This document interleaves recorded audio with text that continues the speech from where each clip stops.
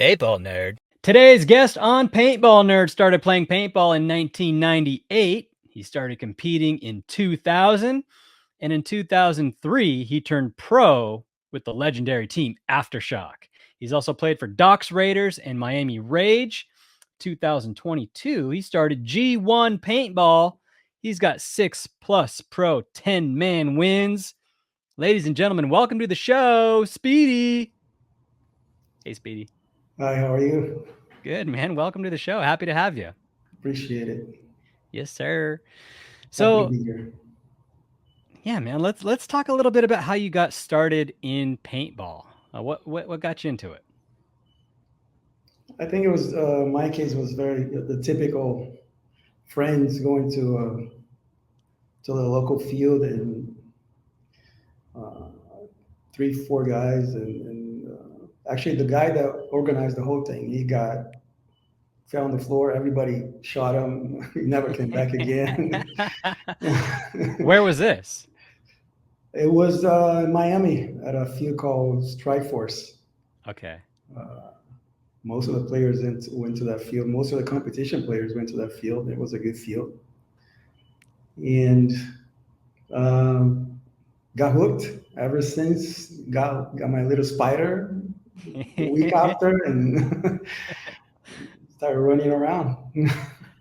That's awesome, man. So how did that lead to competing in 2000? What was your first team?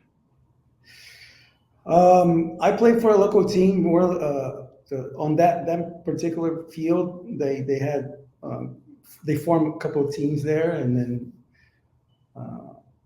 and they had local competitions at that field, and you could the Rage used to practice there. Nemesis. Oh yeah. There were good teams out there, but and I started a very simple team, and one day they had a competition in a team called Team Fallout from Fort Myers. I was already maybe a year playing the tournament scene, but if I had to measure, I was probably a Division 4, 5 today, because it was not back then. It was novice, amateur, and pro. That was it. Yep. So these guys came, Team Fallout, and they pretty much won every game easily. They showed to everybody, hey, this is who we are. This is what we do, and it was something to remember. I never forgot that because I don't even know what happened. They won easily. Brian Smith was on that team. Oh yeah. They had some good players there. Yeah. Yeah. Right on. When did you get the name Speedy? Right before that tournament, I think when sometimes we're on the field and people are picking up players, and I remember watching the field from outside, and I'll see the 50 snake, and from outside the 50 snake, I could see that if you're there, you can shoot, you can see people's backs, and all, you have angles. Yeah. So I'm like, I want to go there. I have no idea if it's easy to make or not. So I just ran towards it, made the bunker, and then when I was there, I'm like, oh, this is good. I can see the guys, and they don't even know I'm there. So I started shooting players, and on the next game, I kept doing the same thing. They couldn't shoot me for somehow. And the next one of the games, when they're picking up players, the one of the guys that was like, I'm gonna pick Speedy over here. I'm like, okay, and that was it. Dude, that's well, the name's fitting. You still live up to that nickname. I'm trying to stay away from running nowadays. Well, dude, so when we played Tampa last year at Tiki's, you were running to the 50 still, and we won that tournament. We did. So it's I That I took from Todd Martinez, running, because right before the game, they told me, let's go to a particular bunker. And I'm looking at it, I'm like, I think I have a better, if I get, it's going to be harder to get to the next bunker Mm. after the break. And I think I can make the next one. And I think I can do more for the team from here. Hmm. So I just went, and this one, something that I watched Todd Martinez doing on a game, and I was like, from ever since, I took extra bites if I could take What extra. did Todd do? Basically, on the first game that I put the jersey on Aftershock, I got in, and I'm watching the game from there, and he's on the first squad, and he ran to the corner. And you remember how hard to Oh get to yeah. the corners back then. Yep. He made the corner, and I see him fighting over his mirror. He takes over his mirror, and he makes a move from the back corner to the Dorito 50. And I'm looking like trying to find somebody to say, did you see that, or right? And everybody was acting normal. I'm like, so that particular moment, it came to my, okay, you're fast too. You can do that, right? I was fortunate enough to see that move before I even played a point. So when my turn came around, I did the same thing, and from that point over, every time I would see a possibility, every move I made, I tried to take an extra bite to see if I was in between the move or before. I always try to take extra bites if I could. There it is. There's Speedy. Yeah. So you started recently, a couple years ago, G1 Paintball. How did that idea come to you? Uh, a couple of things. I've always been around athletes. I've done so many sports, and then I've seen how they act, how they train. It's usually a slow process. They come in the morning every day. They don't say much, they don't talk much, but they go to work, and their performance it's a slow pace, but they always gaining a little bit. It's like an extra inch. I mean, Yeah. shaving a second here, 6 months to shave a second. So I've always admired athletes in general. I, I I always like to think that I was an athlete. I wanted to be an athlete. I competed in different things, but I was able to see some guys doing very incredible things during training and during competitions. Their mindset, Mm. it's a type of breed that those guys are. It's special in my point of view. So I'm Mhm. trying to do this for them, for us, for the guys that are on the grind every day, trying to improve. The guys that are on the background, we don't see them. They're out there on their own every day grinding. And at some point we're going to see them, but they know the path that they went through. Mhm. It's an individual thing, but we can see the results, and we can imagine what they had to do to get there. Yeah, like the guys that after practice, they go out and take another bag of paint and snap shoot or run and shoot. They do the extra. They go the extra mile. They can't hold themselves. They know that something's missing. It's not good enough, and they can't. They'll be the last ones to leave, or something of that matter. They'll be the ones coming coming to the early, or they're out there. So that's who G1 Paintball is for. At the end of the day, I'm trying to. I think I can make things to improve people's performance, to so they can have a good experience on the field. Uh, it's for everybody, but usually high-end competitors, they demand more Hmm. from themselves, from equipment, from everything around them. So if I can make things for them, I think it's gonna work for everybody else. I like it. And right now you got beanies, headbands, pants, Yeah. hats, t-shirts. Is there anything new and exciting that you're working on that you can tell us? Um, I rather there's so many things on the background happening, but it's being tested and it's been. I wish I could say more, but it'll come out. People are going to say it, and I think people are going to like it. All Uh, right. Keep it secret. That's it's, okay. it's for us. That's cool. So what teams do you sponsor right now with G1? Are you sponsoring any teams or just mainly whoever's interested? Aftershock has a saying on it. Aftershock is a team it's in my heart. I can't fight it. I can't go. I'll do whatever I can to those guys on the field, Yeah. off the field, field pods, anything. It's and I'm looking for actually this weekend I'm going to have some talk to some people to find a better way to accommodate sponsorships for individuals and teams as well. So I have to set that up because Mm, it's part of what I want to do. gotcha.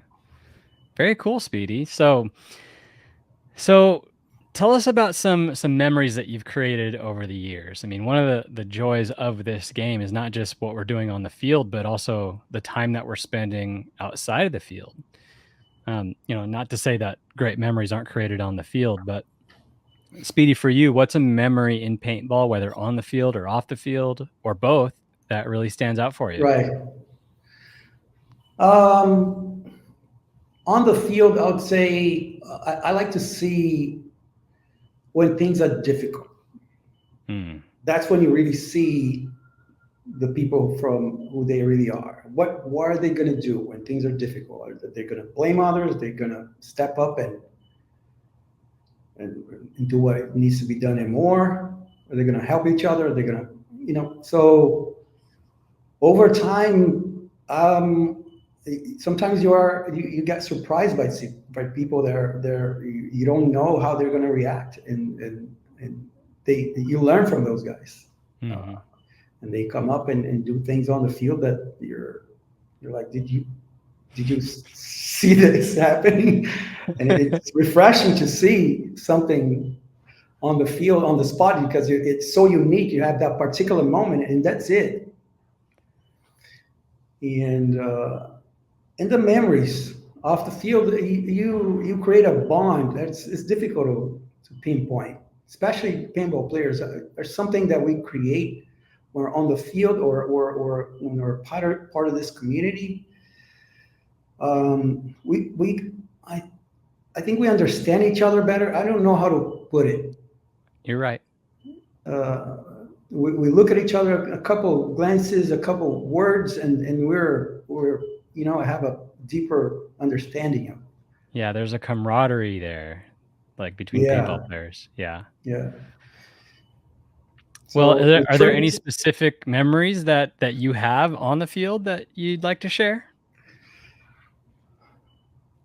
I have a good memory that I sometimes I tell. I'm trying to sometimes I've been trying to help some guys in Miami, and they're coming up with a team in Miami, and I tell them stories here and there that might help them. And I told them one that I never forget. It's we're playing Texas against maybe 2005 or so.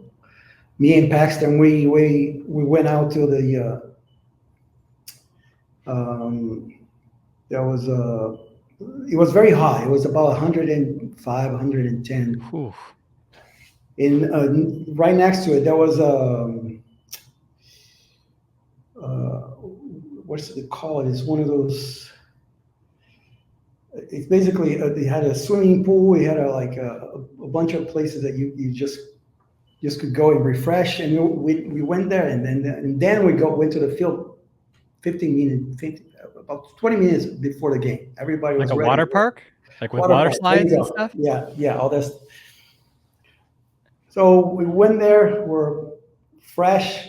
Go out and we played a game, and the game came down to maybe 11-10, or no, 11-11. It was, it used to be, we used to have long games. And I remember trying to go to the snake of the break. That was my role for that last point. We had about 18 seconds left. And I went, did everything I could to make the snake, got shot off the break. Hmm. But as I'm walking off and I'm going towards the the outside of the field, and I'm looking back and I see the guys storming over and coming towards their box, and we win the game with maybe 2 seconds left.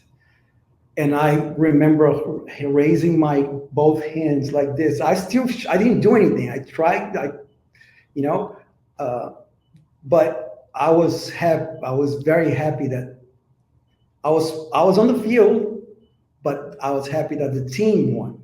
Yeah. And that's what I try to tell the guys that are coming up, my friends that are coming up. It's never about yourself. Hmm. It's always the team you're with, the guys that you're playing with, and that was Yeah. a good memory.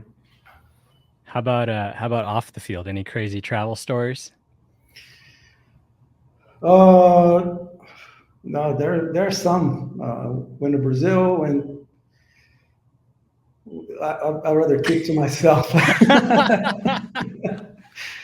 Yeah, Okay, that's people fair. provides those good memories. Yeah. Yeah, Well, Speedy, I'm a little disappointed that on the memories, the great memories on the field, you didn't talk about winning Florida last year. yeah. It's I, I think looking back and thinking back, that was a picture we took. You were not in the picture, unfortunately, but I needed to win with Billy Saransky, Todd Adamson, and Mike Paxton somehow. Anything, a ping pong game, something with those Yeah. guys because we played together for some time, and we did a lot on the field, but I never got to win with them. Hmm. So them he was due. He was due, and it was a good tournament. We won. The brackets were difficult brackets from beginning to end. If we looked at the papers, on paper we had the hardest bracket, and Yeah. we won every single game. So it was another good tournament to remember.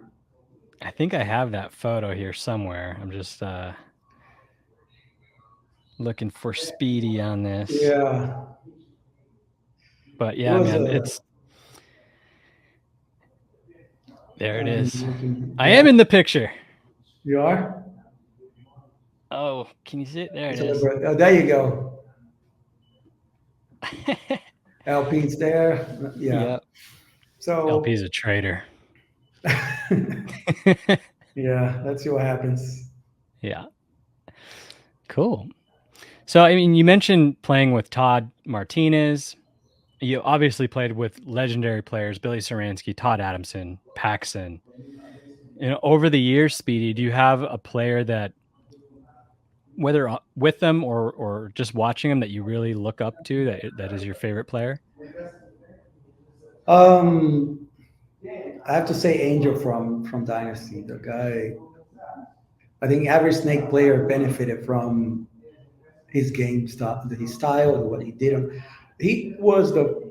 I remember sneaking out during competitions to go watching Dynasty and Angel in Hmm. particular.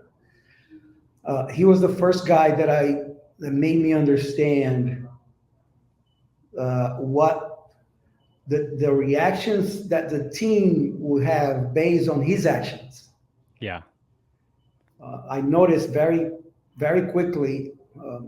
You got on the snake. He was fast. He had all the technique and had like a rhythm. You get on the snake and you eliminate one or two players, and when that happened, 99% of the time, Dynasty will win. It was very difficult. Dynasty always had good players. They always capitalized on, made moves on top of that. And that made me realize, okay, if you're going to you have the speed, but you have to use it in the benefit of the team. Yeah. And I try to do that later on, and I saw that happening on the field with our guys who were also very aggressive. So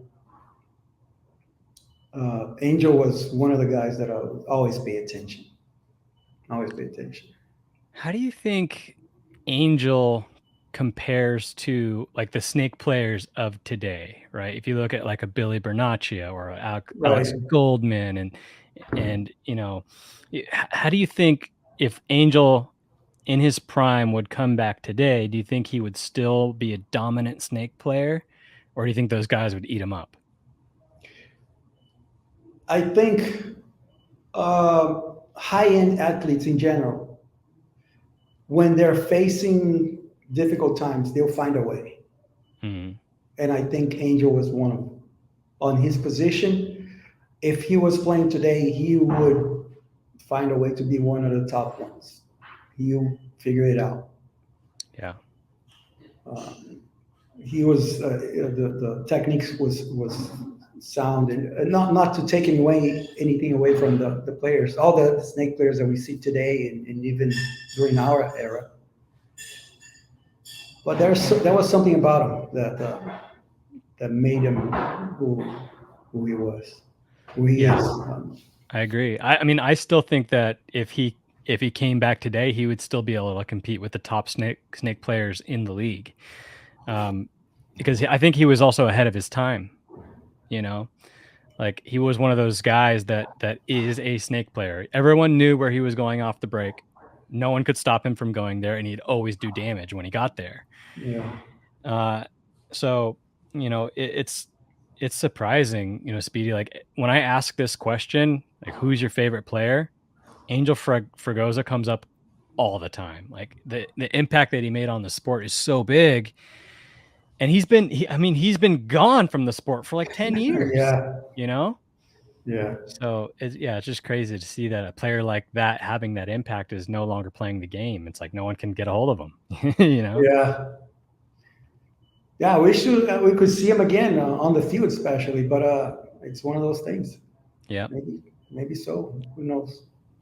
How about a teammate of yours? Who was a teammate that really made a big impact on you? I have to say Todd. Todd Adamson. He's the one that got me to Aftershock. If it wasn't for him, I don't. I wouldn't make the team, especially at the time. There were so many players he could have picked from. I came out of nowhere. I think he saw something there, and I had to do try out three times. And if he wasn't, I think he said, I'm almost sure he had to say something to Rennick and all those guys in the lines of, I've seen him playing. I think he can do it. And at that time, there was no tryouts. There was one tryout, maybe two, Yeah. never three. So how did you get picked up? Like how'd you get involved with Todd? Like how did he find you? He might tell you a different story, but here we go. But no, it's along these lines. But basically, we're with the team fallout. I was practicing in Fort Myers, and at the end of the practice, um, one of the players came to Todd and said, "Hey, Speedy wants to play you 101." Oh boy. I didn't say anything, and Todd was like, "Let's go." I'm like, "Here we go," right? And then we started playing, and he shoots me, I shoot him, and we keep going back and forth. And I think he was like, "Who's this guy who's shooting back at me?" Because I don't think he had competition in that on his field, or Yeah. somebody to shoot back at him. And every practice I'll go after that weekend, a lot of times when he was there, he would call me at the end of the practice, "Hey, let's go play some one-on-ones." I'm like, "Yeah, yeah, of course." And I think he started noticing me with time, and then when he was there, sometimes he was there, he'll play with us on the same team Fallout, with a mix of players as here. And one day he called me aside and said, the all the pro teams are coming to this field. Um, grab your stuff, your gun ready, be ready. Stay next to the field, and when there's an opportunity, I'll put you in. I'm like, what? Right? And he calls me up, and I'm looking around, and I see all these guys that I used to see in the magazines, right? The Sunday drivers. I watched that so many times, and then I'm okay. I gotta wake up, and it's time to go to work. Gotta do something here, and then played a couple points with them, and I think I did well on those 2 points.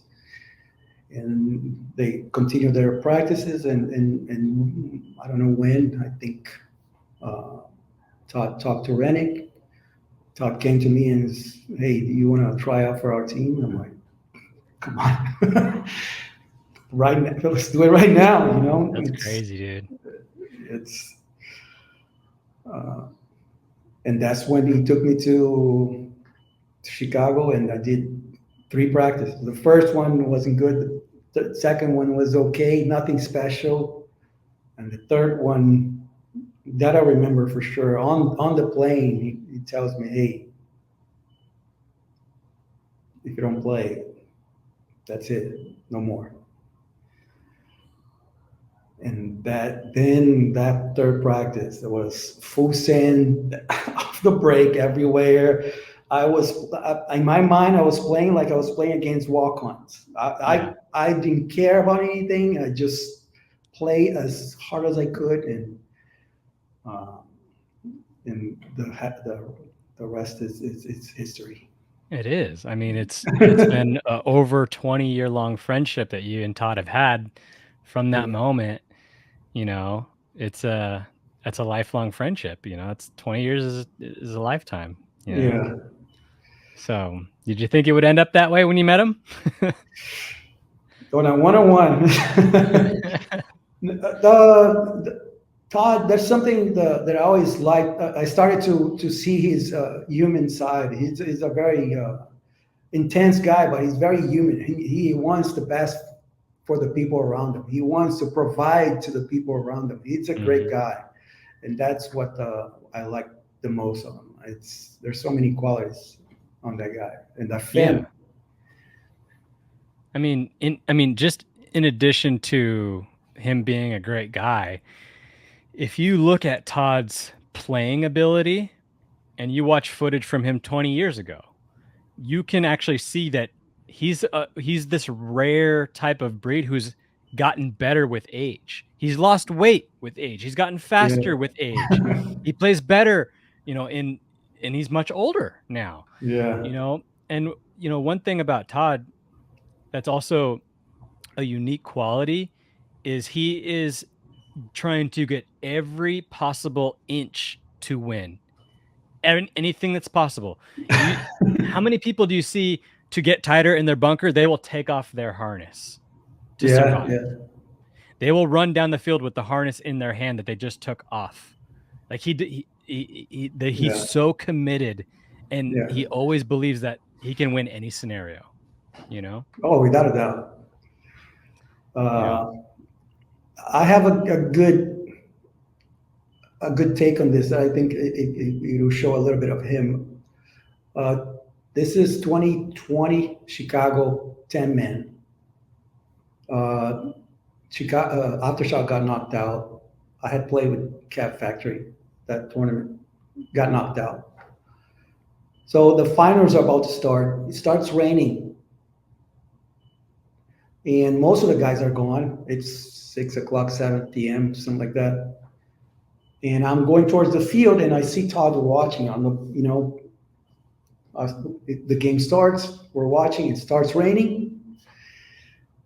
Tammy's behind him with an umbrella, right? With that, she's looking like, let's get out of here. Yeah. Let's get out of here. Look. Yeah. Yeah. And Todd's over there watching, getting rained. And I'm also watching. We're gone. We're out of the tournament. And then things happen. One team wins. I don't remember who won. And then he looks at me. He says, what did you learn? So it's been 20 plus years that I've been around. He's longer. But he's still in the rain, watching a finals that he doesn't belong there anymore. He, to try to learn some extra. And most people are out. Most people are gone. Not him. That's how committed he is to the game. Yeah. I mean, he definitely believes that he can win in any scenario. And it's a championship mindset, right? Like you said, he's if he's out of the tournament, he's still sticking around to see what he can learn and implement later. So I think we need more players like that. We need more leaders like that. Yeah. Because Todd is an awesome guy to play for as well, like as a leader, It's like he leads from the front. He's not shouting orders. He leads from the front, He'll get dirty in every possible way. Yeah. Another great memory, I remember going to the Snake and doing whatever I had to do on Snake. And there were times, one of the things I tried to do was make space for these guys to come around and do their thing. But we thought I could almost count how long it was going to take for him to come up the field. And I was looking this way, and I could see it on the side. I'm almost counting down, like 5, 4. He's coming. I know he's coming, and he comes every time. He would never fail. And at some point, I would watch him instead of watching the guy on my tape line. I would watch him, and based on his body language, I would know what the guy in front of me, was doing. Yeah, that's how much we got this thing going on the field that was so good and simple and quick that it takes time, and you have to like the players that you're with, and so much more. It was special. Yeah, still is. Exactly. I was going to say that. It still feels special. Like from the moment I first played with Todd in 2004 or 5, when he came to the Ironman, till now on Aftershock and 10 man, like every game with him is special. I see something special that he does. He says something special to me. It's like, I can't even think of a thing that he's told me, but you know how he'll just say something real fast and then stare at you blankly.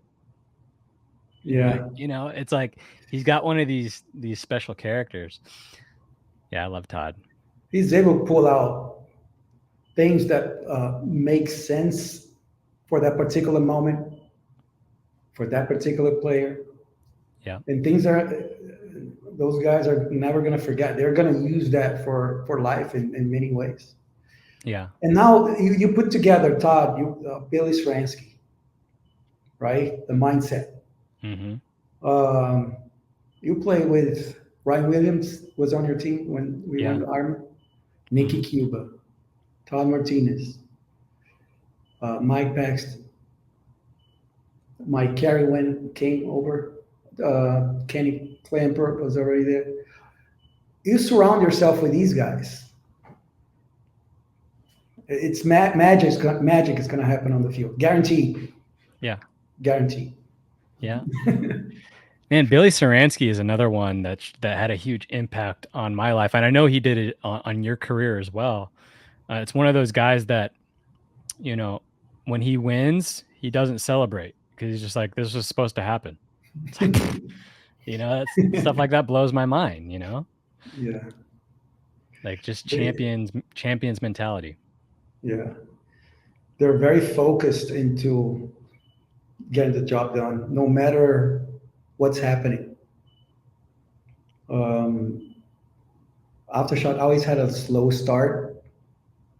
We had long games, but we could deal with it. So we're losing by 5, and I don't know who did it, but there was always one that would had this look in their faces, and he look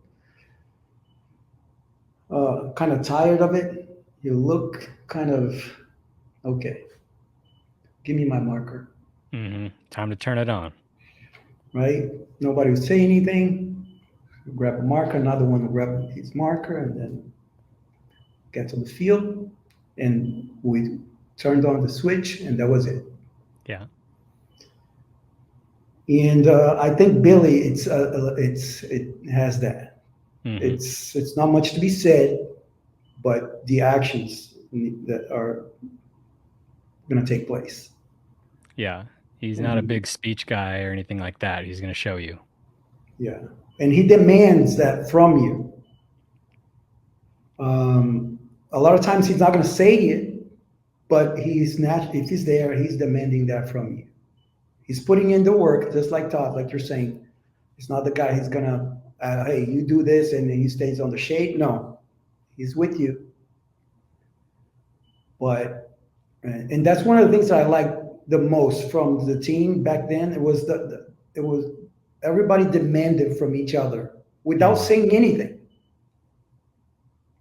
It was a high level competition that we had to compete with ourselves to bring more and more and whatever was needed to the field. Yeah. There was a high expectation there for performance. And if you didn't have that high expectation of yourself, you didn't belong part of that Aftershock team, And I think Todd brings a lot of that culture here to the current NXL team, I think that's why they're going to do well. Yeah, it's in him. You can't fight it. Todd's going to be Todd. Yeah. And he's going to demand that, way or another. We have a different generation nowadays. We speak to the guys differently nowadays. But Todd's going to be Todd. People are going to be people, and I think Todd's going to, way or another, he's going to bring the best out of the new kids. For sure. How I don't know how long that's going to take, but it'll come. Like you're saying, if it doesn't come to a certain individual, he won't be there. Yep. For longer, for the time will tell. But things are going to be shaping into this, 100%. however you want to call it, and we're going to have a high level aftershock competition team to honor the name, to honor the ones behind us, the ones that came before us. It's going to come around. I'm a firm believer of it. Oh yeah, it's inevitable. I feel like because it has all the right ingredients to do that. Because I believe Todd can take anyone, anyone that's willing, right? Anyone that's willing, he can make them a champion. But the thing is that Todd right now has great players already. So he can take those great players and give them that championship mindset, hone their skills. So I'm sure if Billy and Todd are listening to this, they're like, come on, guys, stop talking about it. Yeah. So I want to talk to you about some paintball gear here in a moment, Speedy. But before I do that, I want to thank some sponsors. So first is Lumi Gummies. Go to lumigummies.com. Use Paintball Nerd at checkout. You get 20% off discount on your first order and 10% off all future orders. This is a cannabis product, so you got to be 21 or older. Use it responsibly. It's good to replace harmful prescription medication, pain pills, and things like that. So if you're open to trying some cannabis gummies, check out lumigummies.com and use Paintball Nerd at checkout. Next is Paintball Retro, PB Retro. Our buddy John Dresser has a cool little company selling awesome JT Retro gear. Click the link in the description below, and that lets you know that I sent you there, and that helps out this show. And Nectar Energy. This is a nootropic. No nicotine in it, just caffeine and cognizine. Helps you focus. Tastes delicious. They got apple flavor, coffee flavor, all kinds of great flavors to check out. Mango is a good one. So go to Nectar Energy. That's NECTR.energy. Use Paintball Nerd at checkout. You'll get 15% off your entire order. And finally, Gap Magazine. Alex Frazier and Oliver Lang are bringing back print paintball magazines. They've been gone for so long. Now they're back, and it's big. It's a big magazine. It's huge. It's like, it's a big one. It's formidable in size. Awesome pictures to look at. Nothing antiquated like tournament updates or anything like that. Just awesome photos and great articles written by people in our sport. So go to gappaintball.com to subscribe. The spring issues are shipping now. And if you want to sell Gap Paintball magazine in your store or at your field, email sales.zyzek@gmail.com. There's a link in the description below, and I'll help you get it in your store. So, Speedy, let's talk about some gear here. I mean, I know that you have a lot of cool things at G1, but let's talk about some old school stuff. Let's talk about some gear that you had, maybe that you don't have anymore that you wish you would have kept. I had a bunch of jerseys. I had a lot of jerseys. We used to exchange jerseys, right? Yeah. With after a tournament, but I think you got taken away, or I gave it away, or. So you traded jerseys, and then you don't even have the ones that you traded it for? I don't.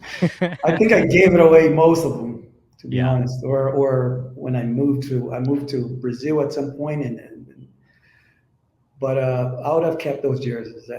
And some of the guns. Some of those guns. I had like a strange impulse that I liked very much. It got probably traded with something else when moved the team. I would say in my first autococker. What kind of autococker? It was a stock autococker. I think I just changed the bolt or something. There were so many aftermarket parts for that gun. Every part. Yeah, right. And I think it was so accurate. You couldn't miss. In a certain range, you couldn't miss. It was going there. You could guarantee that one shot, you set it up, it's coming. If you could shoot an autococker, not everyone can. For example, Todd Adamson cannot shoot an autococker. He doesn't know how they work. You can't make them work. Yeah, it has that snappy. You have to have that snappy trigger. You have to let go with it. You have to pull all the way and let go all the way.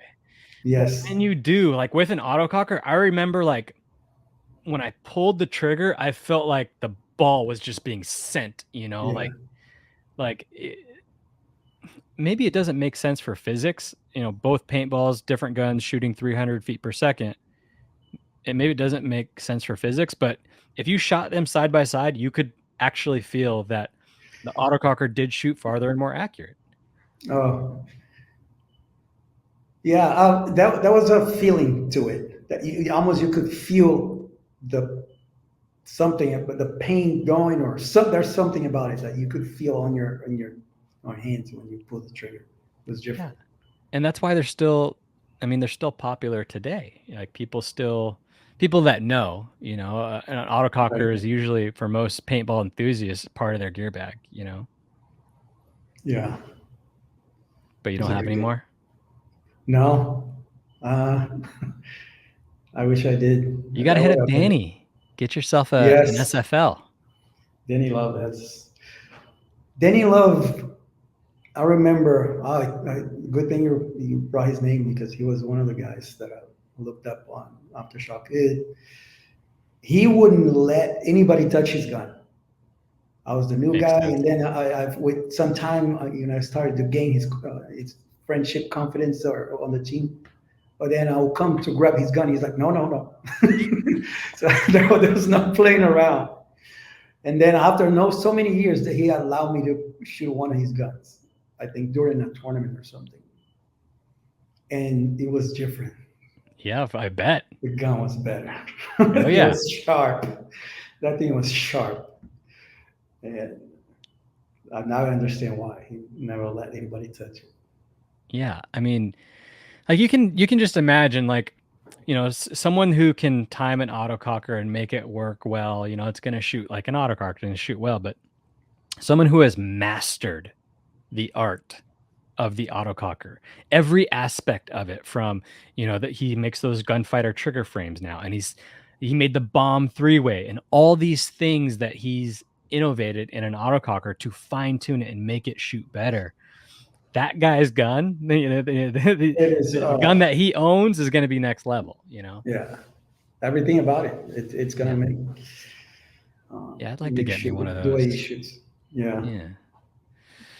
Well, Speedy, do you have any advice that you'd give to players that want to have a long career like you have? Um,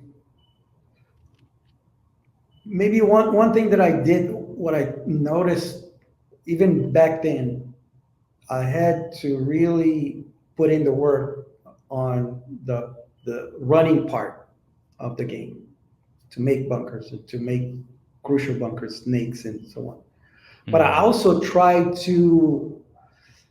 um, to do it in a smoothest way possible. I didn't want to break my body in pieces. I wanted to be able to do all this for as long as I could, and Mhm. then when we're done with this, we still have a body capable of doing normal things. So if I had to say something to the kids, they're on the grind and really want, they're busting their bodies, and they're supposed to. There's no two ways about it. It's to find a way to preserve their body at the same time, because we only have one, and that's it. We don't want anybody to hurt themselves. That's one of the reasons why the creating G1 stuff. I want to make things to protect the players and to improve their longevity. Yeah. Uh, So we want pads to, maybe in the future? we're working on it. But You know, that's the idea, to have everybody going out there and putting everything on the line. But then when it's done, they can step away from the game and do other yeah. things. I remember Speedy, when I was a young front player, discovering that the hard way, even, being in my 20s and diving on the ground. And, at the end of the day, I had, I had, raspberries on both of my elbows, and they would never heal because they'd scab up. Yeah. And then next week I'm playing again, and it opens up and Again. opens up and opens up. And so what I learned was to figure out a way to slide that wasn't as hard on my body as just full send, land on your elbows. There's a technique to that. There's running, and as you start to get to the spot that you want to get to, you start to lower your run. You don't just jump and dive. Yeah. You continue moving your feet, and you're now Yeah. kind of in this forward crouching position, and you Yeah. continue to kick your legs until you are parallel with the ground, and then use your hip, or your forearm. Yeah. So that's one of the things that I discovered that you're talking about, is you have to find a way to sustain, right? You can't just beat your body up. You can, but it's not, you're going to beat yourself up too bad. So is there anything like that, any techniques that you would recommend to sustain your body and not just beat it up so bad? Like you say, it's a gradual process when we're coming down to the ground. It has to be gradual. Yeah. And because otherwise it's unproductive. You get there, but your loader is somewhere else, right? Yeah. You can't shoot your gun, and or you're hurt yourself for something. Or And you get a your core players, sample on the barrel. yeah. And now the other team's got the best of it. The guy made it. It took so long that now the guy, your mirror is there shooting at you, and so on. I came from different. I did judo. I did so many other sports that I. I'm not going to say I didn't have to. I probably did without knowing. Yeah. So whenever it was time, I just did it because the body, I think, somehow looked at it. It was like, oh, you have to do this, and I just did it. So I You don't had the have a muscle memory. technique. Yeah. So that helped me a lot Yeah, to adapt. it's interesting like how many paintball players now do jujitsu, right? And I think a lot of those actions in jujitsu, the flexibility and certain things when you're diving, I think jujitsu really helps out with that and helps players, be tougher. Yeah, flexibility is a big one. Yeah. If you're able to put on your workouts something that you're part of a workout, it has to be related to flexibility. That also helps on the longevity, how your muscles are going to act differently. But nowadays, all these kids, they're on top of it. They are. It's more like an athlete, the Totally. high end paintball player. Definitely. Um, they're about the tech. They're a lot more about the technique, taking care of their bodies, um, their statistics. There's so much more nowadays, and I think that they're on the right path. Uh, the only thing that I don't see is the same aggression that we used to have back then. Uh, Nowadays, you see a team winning by two. If they can, they'll sit down and burn the clock, which is something we never did. I'm not against it, but I think it's in a way it's bad for paintball. We want more than Yeah. that. I think that might be a format problem though, because, I think that players or teams, coaches, they've figured out a way to get the W. At the end of the day in NXL, that's what matters is if you win the match or not, right? So if they get up 2 points and they figure out I can just lock down the lanes right now and grind Yeah, out the clock and I'll get the W, that's what matters. And players and coaches now are paying they're playing for a paycheck. And back then we didn't do that, right? We played for pride and honor and just going after it. So the attitude and the motivation is a little bit different now, and the format is different, and I think that's why we see that. yeah. It's a lot of the times it's like a 4-0 score. It doesn't really tell the story. We started with 2-0, and then you sat down, burned the clock, and then they threw the towel. You Mhm. won another point. Now they have to come at you with 30 seconds. They chop you up. You won 4-0. But if you didn't watch the game, you don't know what really happened. And it's now we're going to ESPN, right? That's what we heard. Yeah. If you don't know paintball and you watch a point that's lasting 4 minutes for 1 point, I don't know how that's going to be played out for the spectator that it's new to the sport. Yeah. But in my opinion, the guys behind on the background, Tom and all these guys, they'll know what to do. They're putting effort. They always put effort towards it, and they're always trying new things. They're always trying to figure things out to the best of the community and the sport. Yeah. So they'll find a way. I believe they'll find a way. Me too. Yeah, I believe they will. What do you think is the best format though? It's difficult to say. I like the expo that we played. That was their dynamic was too long. The rate of fire was out of control. Right? It's crazy, yeah. It was all you can eat. The I like the 10 man, the sneakiness. Yeah. You make one move that can change everything. and there's no turning back. Um, they have their hands full to try to provide something like a happy medium to the audience and the players. It's a difficult thing. We're here telling, hey, we don't like this, we don't like that, but they're the ones who are breaking their brains to trying to figure out what to do, and it takes time, it takes testing, and so many people complaining at the same time. We have to support Sure. them. Absolutely. Yeah. Yeah. I mean, if you're listening to this and you see things that Major League Paintball is trying and you don't like it, still support it. I mean, this is our Yeah. sport, and I feel that Major League Paintball doesn't do everything perfect. They don't do everything right, but I know for a fact that they are the closest people to moving the needle in the right direction, right? So we got to support that. We have to support Go Sports, support Major League Yes. Paintball because it is moving the needle where we want it to go, which is ultimately getting more people playing paintball. You know. The effort's there. We all Yeah. know. Yep. Well, Speedy, what would you say you're most thankful for that paintball has given you? The friendships. You collect friendships over time. That the guys that are gonna lessons, great lessons you learn from each other on the field, off the field.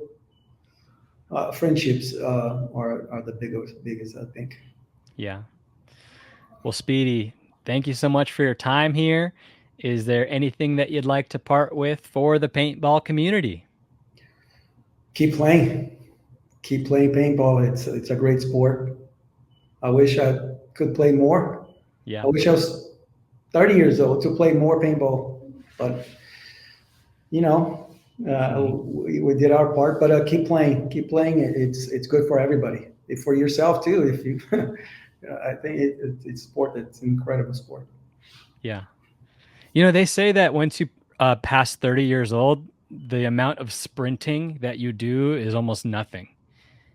But paintball allows you to sprint. It gives you the opportunity to sprint. So, yeah, everyone keep playing paintball. There you go. Thanks, Speedy. Thank you.